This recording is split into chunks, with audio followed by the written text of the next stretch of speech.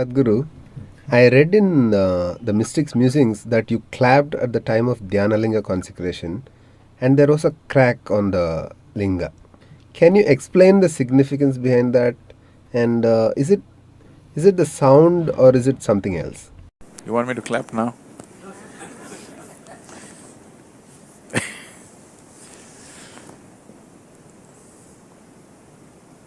Now, that is not because of the sound. The power of the sound that Panditji was saying is, in the modern science we are trying to explain it off as resonance. If the Shruti is perfect on the two, naturally the string will break. As you were saying, the bridge breaking up is a classic example in every textbook, you know. Two soldiers are walking and a bridge which can take tons of weight will collapse just because two men are walking in unison. It's a classic textbook example. So just about anything can be cracked with sheer sound just by something like this. If two people just do this, if it is a perfect match, you can bring the building down. We don't produce perfect musicians in the school, okay? They'll bring down the building because being in absolute unison can create a certain energy where 1+1 is no more 2, 1+1 is a million. So, classical music, when two people sing, Jugalbandi is never about two people singing together. They're always setting this thing because the musicians who crafted this music are aware, or if two musicians are absolutely perfect, they could cause damage to the physical structure. People may just attain, their bodies may break, it is possible. The whole process that you see in the existence is from non-creation to creation, from unmanifest to manifest. But the other process is also happening. Today, cosmologists have recognized a whole galaxy will collapse into itself and become nothing. It'll become a black hole, it's nothingness. And nothingness is recognized as the most powerful space in the existence.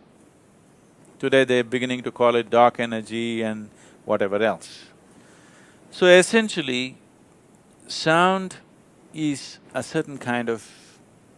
it is the first step into creation, from non-creation. But yoga is about uniting that which is creation and that which is non-creation. The word yoga means to unite. To uniting that which is creation. Creation means a limited form. It may be a planet, it may be a solar system, it may be a galaxy, but still a limited form. In our perspective, it may be large, we may think the universe is unlimited. That's our perspective. An ant thinks you're unlimited. Our perspective of what is size is from the size of who we are. You know, we are looking at something is large, something is small. Essentially, any form is a limited space. So, yoga means to unite that which is limited with that which is unlimited. So, what is a form? To make it formless. But at the same time, we don't want to lose our form, but we want to connect the limited with the unlimited. Yoga means, the other word is to yoke or to unite. So we want to yoke or unite the limited with the unlimited. We want to couple them in such a way that we have the experience of both. That is why we are teaching you Shambhavi. That means it's a twilight zone where creation and non-creation both happening at the same time within you. The process of creation is moving from unmanifest to manifest. But another dimension, which is even more important, is moving from manifest to unmanifest. So this is a culture which recognized the significance and importance of that and held that as the foremost process in the existence. That is why we hold the destroyer as the Mahadeva. Destroyer means he is moving the manifest into unmanifest.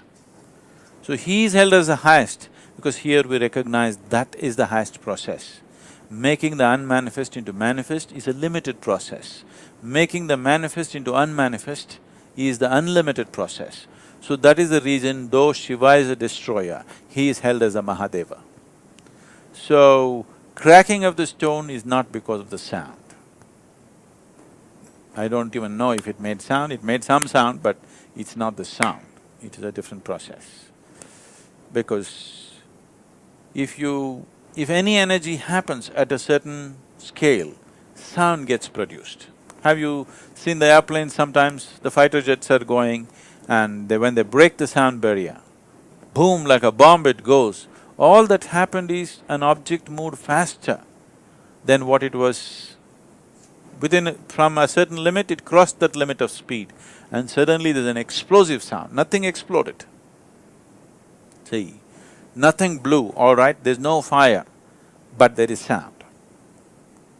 When a jet crosses the sound limit, there is no fire, there's no explosion happening, nothing great happening in the engines of the jet, but still you hear a boom because an energy is created.